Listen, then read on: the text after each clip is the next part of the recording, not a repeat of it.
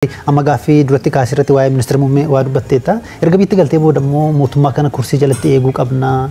Bilisoomni irras jechaas turte. Tarii sama duratti jettee hojii waliin faallessu. Maaltu teessitti fakkaate? Kophaan ta'e yeroo mormu san uummanni mormitoonni manguddoonni dhufanii waajjiratti nuu ta'eera wayyaanummaan adeemtu malee Oromoo haa ta'u malee abbaan fedhe hanguu qabatu na cinqan. Ofii shakkee beektaa? Ini naaftee ofii fangoo barbaadde ofii akkuma dhiiroo yoo sirba mammaa Oromoo tokko jira beektaa? Umarii sirba fakkaate 11 ta'anii hojiin manaa bayanii 10 garana godhee tokko gana godhee eenyuun maraatee isaan beekamu. Ofii shakkee I said maybe I'm wrong. Maybe waan hin agarree gurbaa kanarratti uummanni argaa jira. So let me give it. Jiru warri amma kana waliin haasofnee murteessine. Let me give it a try. Akkasii okay. Yoo dattan gaafa inni hangoo qabate bolesii hangoo qabattee mi'aayee wanda dabarte amma dandeenyu walaa gargaaru. I decided okay gufuu ta'uu hin danda'u. Waan hin beeku hojjennoon kee jiru ta'e hamma danda'een haa tumsu yaada jechuun biyya gale waggaa tokko oliif day and night gargaaraan ture karaa deebisuudhaaf hammama yaalaa deemeen garuu milkaa'uu hin dandeenye. Kanaaf narra akka gaafas I have to try something. Aslisti dabarsuu kun dura akkanuma siyaasa tokkotti Itoophiyaa bulchuuf yaada qabdaa. Yoo jara kanarra hafte dhugaan siin jaa. Maal jechuu? Analoojii makiinaan jiru tokko jira beektaa? Akka jarri kun amma itti deemuun yoo rabbi nu gargaare malee biyyi tuni biyya turtuu biyya hiddisii gaffagaattuu taate. Umman beektaa ummanni biyya sanii garaarsa nyaata. Ummata miskiina beektaa ummata fayyaales wallahi ummata nagayaati beektaa. Biyya kana dagartanii waggaa taaksiin parsantii 2 waggaatti dabalamu akkatti biyya raasan 42% gaazaa irratti saantiimii 10 waggaa dabalame. Ummanni sanii yeroo ammaa kana taaksii parsantii 300 hanga 1,000tti dabalanii milishaan miila bitaatiin isa dhiitaa ummanni kuni biyyi irratti hin diigamanii hamtuun kana caalaa natti hin dhufin yaada jirurraa ka'eeti. Nagayaan bula jechuudha. Uummanni sun garaa nama nyaata. Kanaaf hamma danda'een yoo tokko hamma danda'een biyyi tuni sirna kanarraa akka haftu. We need to have a country. We need to save our country. Missioning generation kana is to save Ethiopia from Abiy Ahmad. Maaliif akkaataa jarri kun keessattuu Abiyyiif murni isa wajjin deeman ittiin deemaa jiranii we might not have a country eega isaan deeman booda. Laali warri TPLF fi warri Malesillee hamtu turan. I fought them. I know them very closely. Nam beeka jarsanis. Jarri suni in kijibani. Yoo kijiban garuu kijiba san si amansiisuuf kijiban malee in amanan. Jarri kuni kijiba si kijiban san ifiifillee amanan. Jaalama dura biyyan ture. Argeen ture qondaalota gurguddoo. What's very scary wanni nama sodaachisu waa biyya sanii amma fagoo kana seettanii sun gaazexeessota waan biyya sanii waan agaaf hubattan baay'ee jira. Waa'ee diinagdee waggaatti kaafte akka waan dammaaf aanan mana hunda keessa yaa'aa jiru. Qananiin biyya hunda ol ga'ee maal rakkoon diinagdee ati haasaa jirtu. Ilmi namaa garuu Finfinnee magaalaa jidduutti waan nyaatu hin qabu. Gaafan dhaqee jaartiin tokko arge. Jaarsi doktora waggaa 15 hojjeteera. Jaartiin narsiidha waggaa 10 hojjetteerti. Remember the highest earning professionals. Ijoollee fi waan ittiin barsiisan ufiifummoo waan ittiin even ijoolleedhaaf nyaata gahaa ittiin geessan rakkataa jira jechuudha.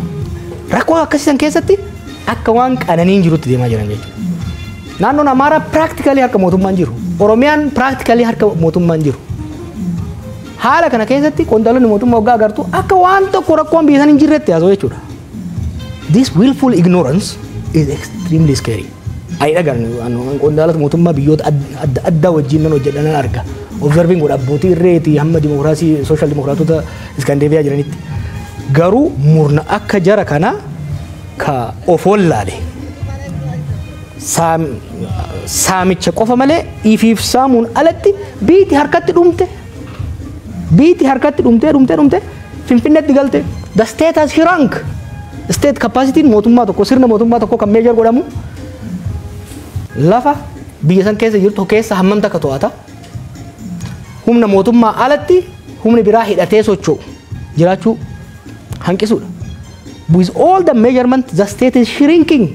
Finfinneef naannoo isii qofarratti ta'uun ifa irra dhaabanii calaqqisiisaa oolan tana alatti harka isaaniitti baateerti biitti. Garuu harka kennaa bahaa jirti jedhanii muddamanii waa sirreessuudhaaf osoo deemanii beektaa yeroo kanitaafi. Akka waan tokkoon uumamnetti akka biyyi sun qananii keessa jirtutti hamma bahaa dhihatti biyyatti nagaa qabdutti itti haasayan jechuudha.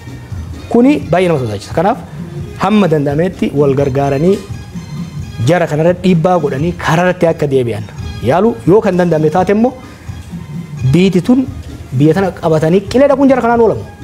Biyya tana qabatanii qilee akka hin dhayne nu hunda fuudhanii qilee akka hin dhayne waan danda'ame hunda godhuu barbaachisa jechuudha. Imana Obbo Jawar mootummaa dhiyees kana isaanillee gaafannee deebii isaanii isaniif dhiyeessina. Ammoo ammaatti waan ati akkuma sirnoota kaanii mootummaa kallee ofirraa mancaasuun qabsoon ofirraa mancaasuun barbaachisaa jetti. Asiin dura qabsoo Oromoo geggeessanii turtan qabsoo qeerroo yookiin Oromoo protest yookiin mormii Oromoo geggeessanii turtan achiin mootummaa nam jiru aangootti dhufe. Kan aangoo irraa kaasuuf sochiin akkasii in hojjette jettee yaadda? Sochiin uummata sirna kamiifuu hin ta'a. Umum muuxannoo itti qabnan Oromoon beeke. Beektaa of dagatanii. Akka inni dhaabeen qondaalota argaan ture. Seenaa faasitti immoo barbaadan deebi'anii akka itti qabsaanii wayyaanee ofirraa kaasan. Warra wayyaaneen qe'ee keessaa guurtee ergachaa aangoo tursiiftetu qabsoo ummataatiin, qabsoo qonnaan bulaatiin, qabsoo barataatiin aangoo irratti ol ba'ee arga deebi'ee uummata irratti qoosuu barbaada. Sirna kamiyyuu ani sirna mancaasuutti namanu jecha biyyateef. I believe in reform. I don't believe in revolution. Revolution jechuun warraaqsa jechuun sirna tokko hundeen buqqaasanii haaraa irra dhaabuudha. That's destructive biyya tokko.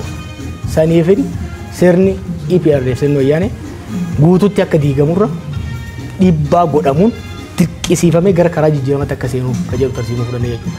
Ammas taanaan sirna mancaasuu waan jedhutu namanu. Sirna abbaa irree jalatti immoo gateettii ofirra kaayanii jilbifachuutti siramanu jechuudha.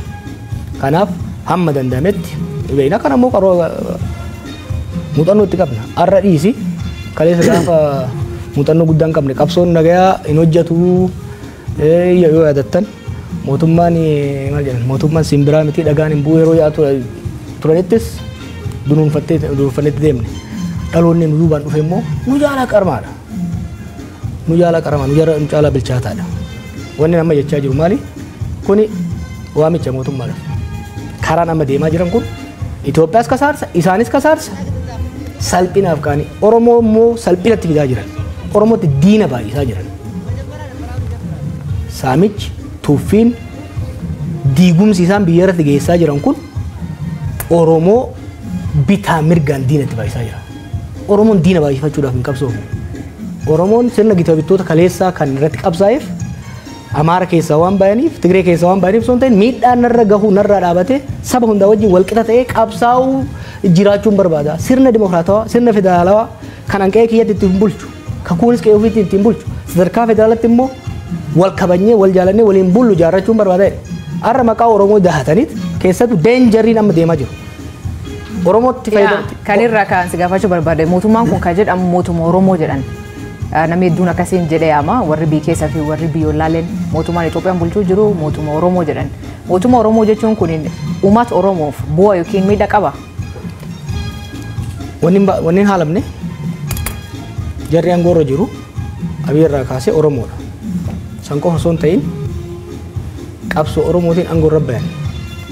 Kanaaf Oromii alagaan ka biyya keessaas ka fagoos hoolaalu warra Oromoon aangoo irra baase jarri kun Oromoodha. Jee mootummaa Oromoo jee ilaaluunsaa waan nu ajaa'ibu qabu miti. Garuu sirni tokko mootummaa Oromoo yookiin immoo mootummaa saba kanaa kan jedhamuu danda'u yoo uummanni sun naata jedhee filatee aangoo irra baasee jechuudha. Kanaafuu mootummaa murna Oromootiin jedhaan mootummaa Abiy mootummaa murna Oromootiin mootummaa Abiy jettee yoo keesseen alatti mootummaa Oromoo jettu. Garuu hubannaan sabni biraa godhu kun humna lama jira mootummaa Oromoo kana ka'uuf. Tokko warra Oromoo amalee cabsuu barbaadan, Oromoo qaanyessuu barbaadan, warra Oromoo mataa qabsiisuu barbaadan ture, warra taranyaa hidhee deemuu barbaadu. Kun warra murnaati. Hojii hojjetan kana yoo ilaalte amma haasaa Oromoo waggaa walitti qaban haasayan. Akka waan Oromoo fayyadanitti, akka waan Oromoon faayidaa addaa qabutti dhiyeessu oromummaa mootummaa kun. Kuni Oromoodhaaf rakkoo guddaa uumuu danda'a. Maaliif xuriin sirnichaa saba irratti dhufuu danda'a jechuudha. Kanaaf ummanni keenya of eeggannoo guddaadhaan itti deemuu danda'uu qaba. Ummanni keenya dirqama guddaa qaba jechuudha. Laal kaleessa gateettii Oromootti aangootti bayan. Egaa aangootti bayatan booda humnoota Amaaraa maqaa Itoophiyaatiin faarsaa sossobaa sobaa uf jala diriirsanitti humnoota siyaasaa Oromootii fi humnoota siyaasaa Tigraay rukutan. Amma immoo hoggaa humnoota Tigraay wajjin nagaa buusanii humnoota Amaaraatiin wal lolan Oromoo jalatti dahatanitti maqaa Oromootiin of dhoksaa of haguuganii Amaara cabsuu barbaadan. Humnoota siyaasaa Amaaraa wajjin garaagarummaa yeroo dheeraa qabna. Mootonni isaan keessaa bahan miidhaa guddaa saba keenya irraan gahan. Nuyi garuu Amaara irraa haaloo bahuu irraa hajaan qabna. Nuti Amaara wajjin daangaa bal'aa waliin qabna. Hariiroo yeroo dheeraa waliin qabna. Garaagarummaa qabnu falmiidhaan furanna. Garuu sirna abbaa irree tokko bira dhaabannee Amaara cabsuu Tigree cabsuu waan jedhu hin qabnu jechuudha. Itoophiyaan Oromoo kaleessa maal jechaa ture? Itoophiyaan Oromoodhaaf hin taane namuufuu hin taatu jechaa ture gaafa qabsoomne. Har'a immoo Itoophiyaan Amaaraan taate hin taane Oromoodhaaf hin taatu. Itoophiyaan Tigreedhaaf hin taane Oromoodhaaf hin taatu. Itoophiyaan Oromoodhaaf taatu ka isaafis nagaa kennitu. Ka haqa isaa eeyyitu. Ka Amaaraafis haqa isaa eeyyitu. Amaaraafis nagaa eeysiftu. Takkan Tigreefis taatu kan Somaaleefis taatutu barbaanna nuti. Nuti maqaa keenyaan maqaa Oromootiin abbaan fedhe ol bahee saba biraa akka cumuusu barbaadu. Maaliifi nutu akkas ta'aa ture kaleessa. Kalee murni Amaara keessaa bahe Amaara keessa dahatee maqaa Itoophiyaatiin uummata keenya cafaqaa ture. Waggoota 27 murni Tigraay keessaa bahe maqaa Tigraayin saba keenya cafaqaa ture. Har'a immoo madaan nurra gahe madaa saba biraatti irra gahuu hin hayyamnu jechuudha. Kan dura dhaabachuu qabna. Maaliifi kana yoo callifne rakkoo uummata Tigraay irra gahe hubachuun barbaachisaadha. Boru gaafa sirni kun kufu waliin akkan kufu. Garee Alawaayitii jedhamu jira Siiriyaa keessa. Waggaa 50 wayiif maatiin Alasad isaaniin of marsee maqaa isaaniitiin uummata saba bal'aa biyyattii cunqursaa ture. Har'a yeroo isaan kufan uummanni sun rakkina hamaaf saaxilame jechuudha. Kanaaf Oromoon sirni kun gaafa kufu maqaa isaa nyaatee akkan kufne of eeggannoo guddaa godhuu qaba jechuudha. Amma filannoo biyyaalessaa waggaa dhufu taasifama jedhamee eegama. Ni hirmaatta. Akka paartiitti jechuu kiyya. Achiin waa gahu. Ilma keenya jedhee gahu filannoo kana duratti paartiin ati keessa miseensa turte boykoot godhee kun hin hirmaanne tarii filannoo ta'an irratti amma ilaalcha siyaasaa baay'ee dhiyeessaa jirta. Erga mana hidhaatii baatee booda immoo tasgabbooftee gidduu dhaabattee dubbataa turte. Egaa dhiyootti immoo mootummaa baay'ee qeeqaa jirta. Akka kana dura yeroo aktiivizummaa yookiin immoo ala teessee mootummaa qeeqaa turte sana fakkaata ilaalchi kee gaafa ilaalee jedhu tarii filannoo dhufu irratti hirmaachuun kee hagam mirkana yaada akkasii qabda. Kun si jaa achiin waa gahu maaliif si jee si fakkaate. Haala qabataa amma Itoophiyaa keessa jiruun filannoo godhuu hin danda'amu. Dachiin biyyattii parsantii 70 ol harka to'annaa mootummaa jala hin jiru jechuudha. Filannoo gaggeessuu hin danda'u. Xaa'oo bara mootummaan fidee riphee loltaa uummata irraa raabsaa. Torban dabre kan naannoo Amaaraa keessa konkolaataan takka socho'an turre. You cannot have an election where the state does not have a control over the physical space. Waan kana bar wani amma sitti mukana I was telling them goota lamaan dabre kana haa callisu malee miidiyaarra qondaalota kan waraanaas kan siviilis you are losing it biyyattii isin harkatti shunquyxee harka ganaa keessanitti. Abiy Ahmad Shimallisi Adaanechii fi namichi Amaaraa suni they are co-mayors of Addis Ababa. Addis Ababa qofa waliin bulchan Finfinnee qofa waliin bulchaa jiran beeki. The rest of the country is not in their control. Haala akkasii keessatti waa'ee filannoo dubbachuun rakkisaadha. Maaliifi filannoon tokko legitimacy qabaachuu kan danda'u yoo xiqqaate constituency bakka namni irraa filamu 2/3 keessatti filannoon gaggeeffamuu danda'uu qaba jechuudha. Haala ammaatiin parsantii 30 keessattuu filannoo gaggeessuu hin danda'amu. Oromiyaa fi Amaara keessatti particularly increasingly South keessattis jechuudha. Kanaaf priority Itoophiyaa ammatti filannoo miti. Ana waa'ee filannoo kaasaa ture waa'ee dimokiraasii waa'ee kan advocate godhaa ture miti. Maal jedhu Oromoo gammaaku mataa jirutti sabbata maran.